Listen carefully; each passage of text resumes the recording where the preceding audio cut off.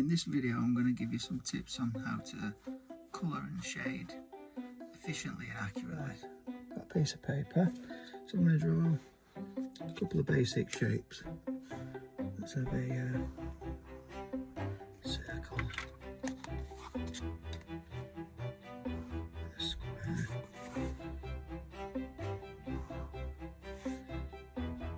just to demonstrate,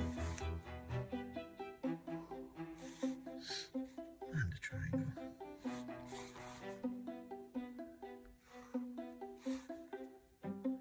So a few shapes, basic shapes to shade or colour in.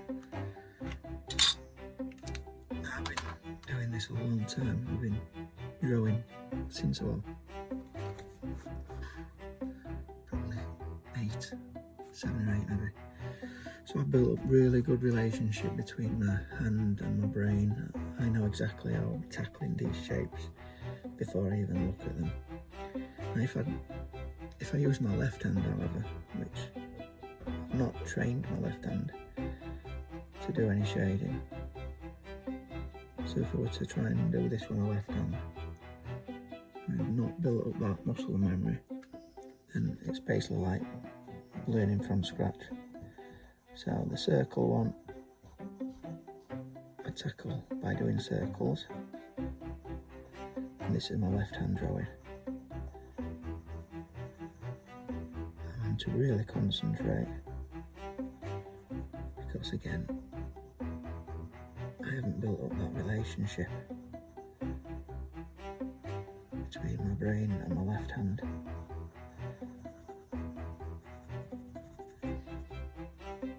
Even if I try to move faster, I'm just not accurate whatsoever with it.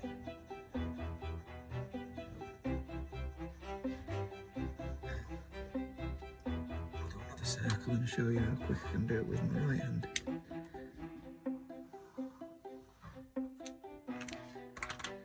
So my right hand,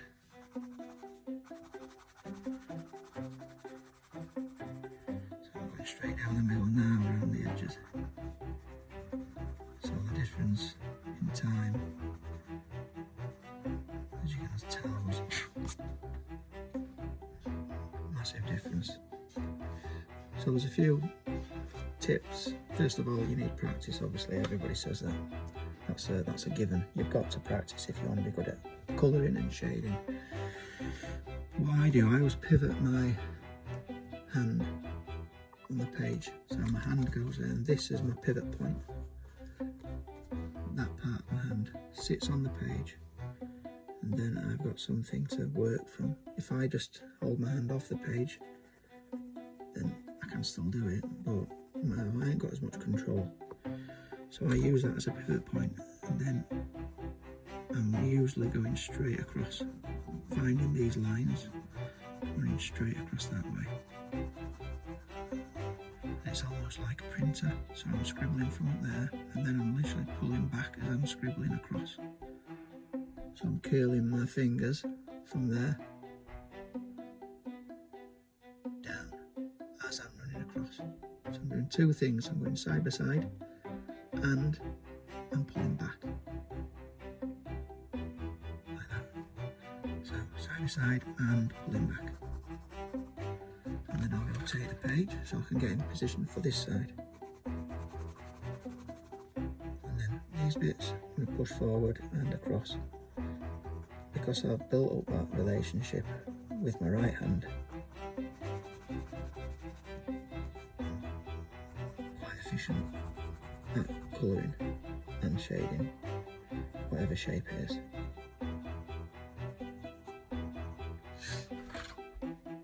It's a good idea as well to rotate your page.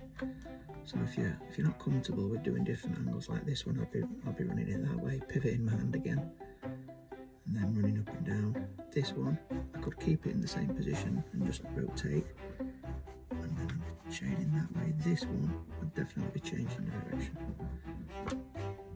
and pivoting that way. So we've got that one. Rotate that one, and this one keep there.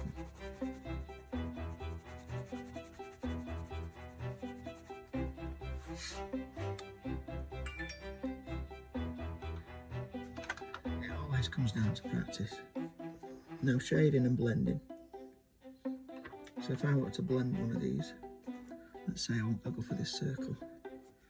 I'm going to use a brown just to blend. So I'll treat it like it's a sphere.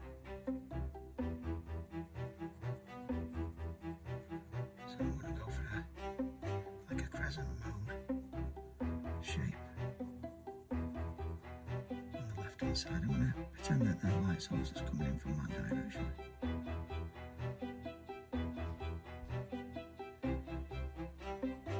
So I've got a crescent moon. This is the area that would be in shadow. And as I pull back, I'm lightening my stroke. So I'm not putting as much pressure on. So to create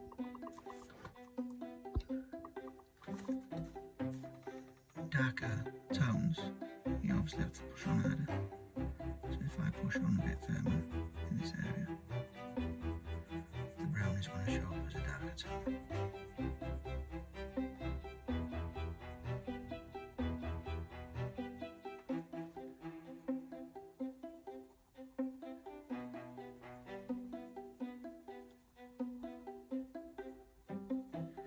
As I pull towards the light source, I'm going to just lighten my stroke and use small circular motions. I'm just going round and round and round, building on those tones.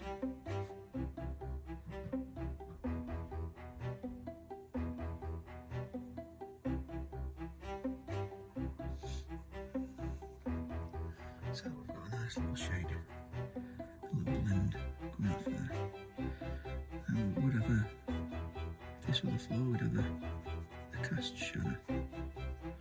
Also, it's not really brown, but it's probably a grey colour or black. So we'll throw that in as well. And it's going to be at its darkest right underneath. And then as it pushes across, it's going to gradually fade and get a little bit lighter. And right underneath there, that's going to be a dark point as well, so I can use that brown just to darken the values of that sphere.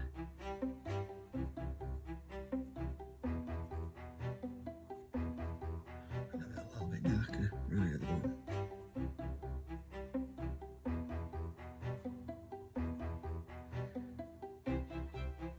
Right, so I'm now going right up to the edge. I need to always keep the edge lighter because you'd have a light area there for reflective light that bounces back off the surface that it's sat on.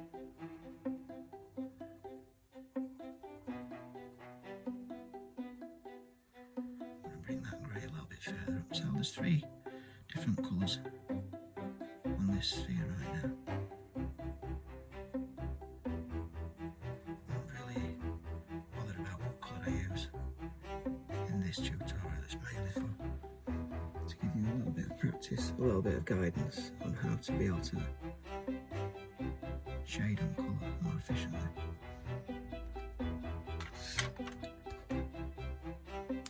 I'm going to take out the light source, just using my overlay eraser just there, that's right where the light source is shining on that little sphere.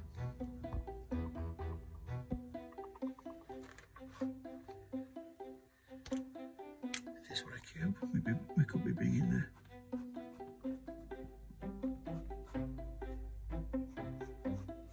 notice I've gone narrower. I've not used the same angle. Proportions are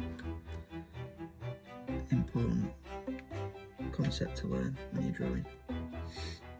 So obviously we've got a it's not squared, it's a slight rectangle. It's a little bit longer this way than it is that way. But as it pushes back, these are going to get narrower as it pushes back and narrower because obviously it's going away from us, and as things move away from us, they get narrower and smaller and smaller, so that angle is going to change. So I naturally, if I'm drawing a cube, I will naturally, as I push away, I do it slightly narrower as it goes further away from me.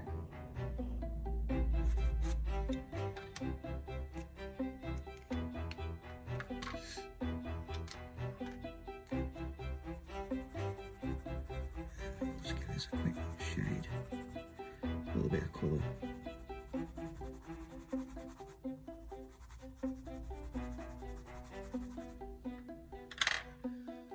Just for a bit more practice.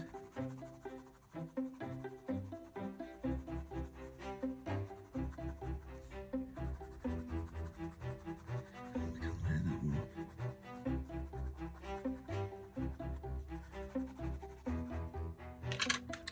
This one, if it's in shadow, if the light is cast this way, then this is going to be a darker shade of yellow. So to darken any colour up, you could add a grey. Darken any colour up if you are using coloured pencils. You can layer a grey colour into it. That'll naturally still show some of the yellow through, but give you a darker tone of yellow, representing shadow.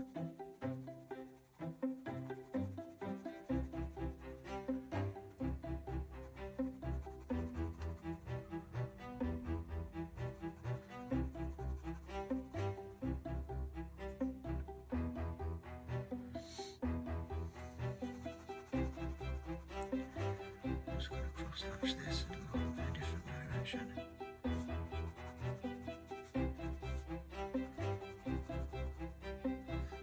Slightly darker shade of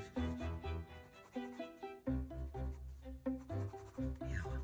And again, I'm going to put a shadow line again, a cast shadow line. And the shadow would be darker there. The closer it is to the object, the darker it's going to be, and as it pulls across, it's going to fade lighter.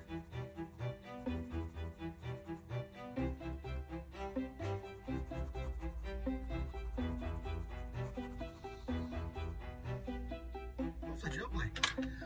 Right, a quick tutorial there. Quick one there about being able to colour and shade a little bit more efficiently. Hope you liked that one. If you did, like, share and subscribe. I'll see you on the next one.